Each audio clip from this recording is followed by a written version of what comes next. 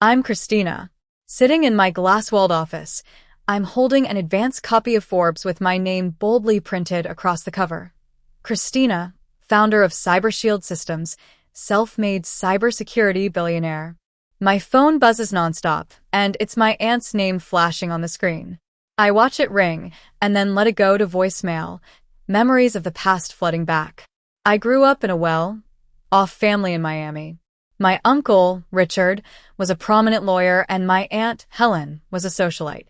They took me in after my parents passed away in a car accident. They had grand plans for me.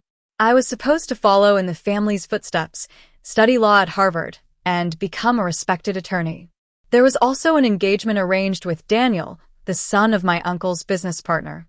One fateful day, when I left a resignation letter on my uncle's desk at his law firm, all hell broke loose. I wanted to pursue a job in a tech startup as an entry-level IT support. The sky outside was raging, with thunder cracking and heavy rain pouring down. He flung my backpack out into the street like it was trash, shouting, "No niece of mine is going to throw away her future on some insignificant tech job. We're a family of lawyers, not tech geeks." I tried to explain that the job was just a start, that I had a plan to build a cybersecurity company. But he wouldn't listen. My aunt, standing in the doorway, biting her lip, mentioned that Daniel's family invited us to lunch and that Daniel still wanted to talk. I told her I canceled the engagement because I wanted to create my own career. My uncle's face turned red with anger. "You're wasting your Ivy League education to answer technical tickets? You'll end up a nobody," he roared. If he had bothered to read my business plan, he would have known that this was my way into the tech world, to learn the system's flaws and build something better. But he was too stubborn. He kicked me out, saying I shouldn't expect them to help me when I failed. I stood in the rain, shivering, and picked up my soaked backpack. That day, I lost my so-called family, but I started my journey to build my future. I moved into a tiny studio apartment in a rundown part of the city. It was full of bugs and had a leaky roof, but it had a good internet connection. My entry-level job at TechSafe paid very little, but I wasn't there for the money. During the day, I answered tickets about software glitches. At night, I worked on my fraud detection algorithm, which I had started during my free time at the law firm. 2 months later, Daniel called. He said his father and my uncle thought I could come back and that we could still get married. I hung up and blocked his number without hesitation. 6 months later, my algorithm detected a major security breach at TechSafe that their top-level defenses had missed. I reported it quietly. The next day, I was called into the office of the head of cybersecurity, Ms. Thompson. She was impressed and offered me a development contract. That was my ticket to leave the support job and focus on my project full-time.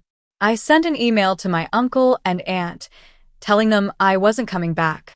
Their response was full of disappointment and judgment. But I didn't care. I continued to work hard. My algorithm evolved into a powerful cybersecurity protocol. Inquiries started pouring in from big companies like Google, Microsoft, and even some government agencies. I built a team, and CyberShield Systems was born. I kept a low profile, hiring a charming CEO, Jake, to be the face of the company while I worked behind the scenes. But then, Forbes wanted to feature me on their 30 under 30 list. At first, I tried to decline, but they knew it was me. Reluctantly, I agreed. After the article was published, my uncle's law firm started losing clients to companies that used advanced cybersecurity. One Friday morning, my chief of staff, Lily, told me that my uncle, aunt, and Daniel were downstairs. I knew this wasn't a family visit, but a desperate business move. I decided to let them up and activate Protocol Grandma, named after the only one in the family who believed in me. She secretly bought me my first computer when I was 12 and always encouraged me to follow my dreams. When they entered, my uncle was furious, accusing me of humiliating the family. I calmly explained that I created a successful company that could protect businesses like theirs. My aunt cried, saying I had lied by pretending to be an IT assistant. I told them that they never bothered to ask what I was doing. Daniel tried to smooth things over, suggesting a merger of our interests. I showed them our standard audit agreement on the big screen and said the fee was non-negotiable. They were shocked by the price, but I told them it was a bargain compared to the losses they had suffered. After they left, my aunt left an old photo of me with my first computer and a letter from Grandma. In the letter, Grandma said she always knew I could prove them wrong, that true success was about creating my own path. In the following weeks, they tried to reconcile, but I stayed focused on my work. I rolled out new technologies, acquired more companies, and my net worth soared.